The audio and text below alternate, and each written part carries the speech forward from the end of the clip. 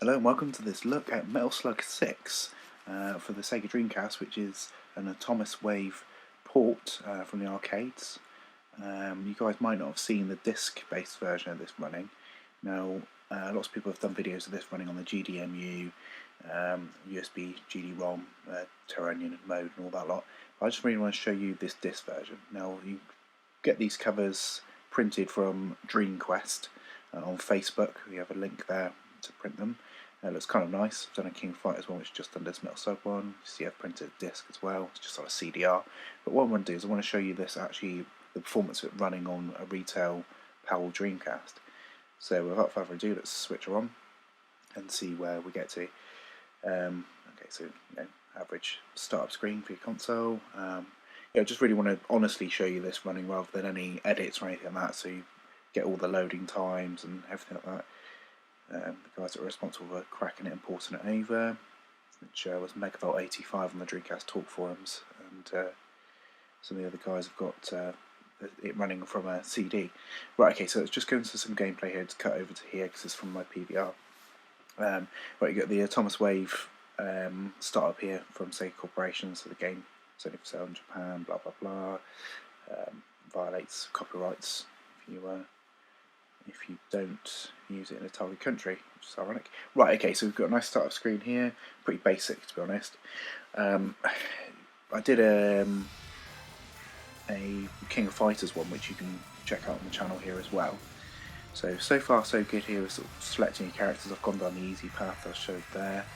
I think we're going to choose Marco. Yeah, go Marco, shall we? And the King of Fighters actually played really quite well. I was quite impressed with the performance of that. I had only sort of had one jitter here or there. Metal Slug, on the other hand, I played this, as you'll see here actually. Let's get right into it. It's very, very stuttery. It's much like the Neo Geo AES ports for the Dreamcast emulator, where the Dreamcast is able to emulate the old SNK Neo Geo consoles. This is quite the same really. It's constantly accessing the disk drive, which you can't hear here because it's obviously recording now. But yeah, it's constantly seeking from the CD, and it's having a hard time keeping up with the action on the screen. Now the reasoning for this is that these games were released on solid state cartridges to begin with, the arcade, and although the hardware itself is extremely similar to the Dreamcast, with some slight modifications being a later sort of later released hardware, is that Dreamcast runs from a disk drive natively. The Atomic Wave runs from cartridges, so it can seek and read a lot quicker from these cartridges than it can from a disc. So if you play this on the GDMU or any other of these other devices which swap out the disk drive and emulate through like an SD card or hard drive, you're going to find you're going to have a better time with this, because it doesn't need to constantly be accessing the data. The disk drive really is the thing, the weak link that's letting everything down here. You can see when the action lets up that, oh god, let's give that a try. Oh god, give it another try. Right, okay. You see where I'm getting this stuttering that it's causing me to make some rookie errors here, so I do apologise for that. But when I did play this on my GDMU, it was absolutely fine and played absolutely flawlessly.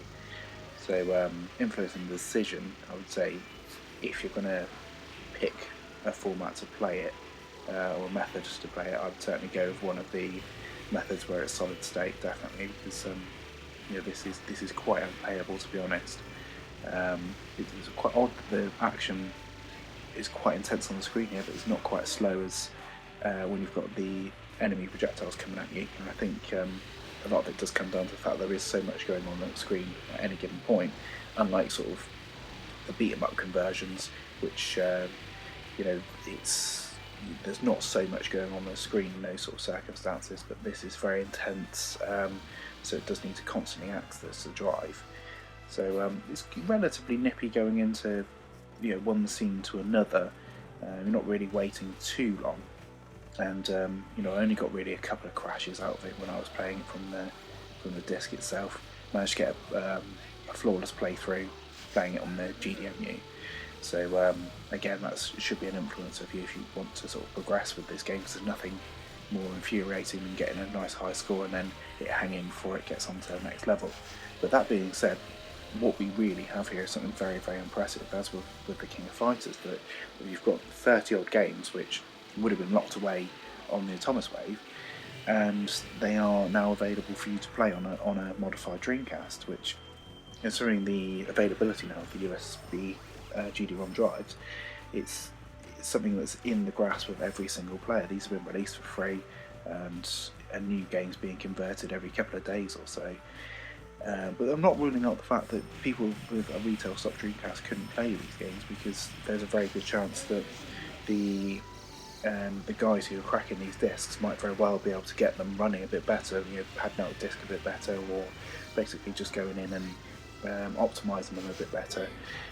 Anything's really possible, and that's always been the case with the Dreamcast scene, really, that what is seen to be impossible is actually, you've got people behind the scenes that are constantly working on these games to get them to run.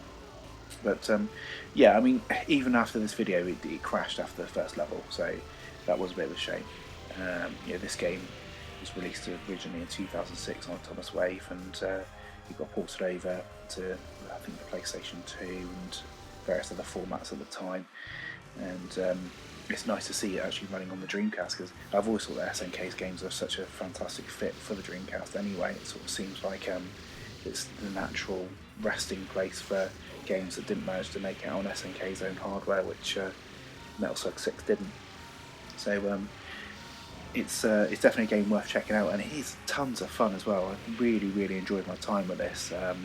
So grab a download, run it through solid state, or wait for an optimised CD one. But as it stands, it's quite buggy and slow. So I'll leave you with that. It's your decision to come up with what you want to do. But there we go. I'll catch you next time. See you later. Bye.